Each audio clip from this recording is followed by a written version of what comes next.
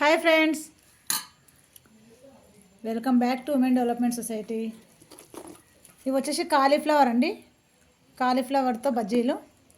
అయితే మనం కాలీఫ్లవర్ చేసేటప్పుడు ఇట్లా పెద్దగా లావుగా చేస్తే పిండి పిండి ఉంటాయండి, ఉడకో బాగుండవు.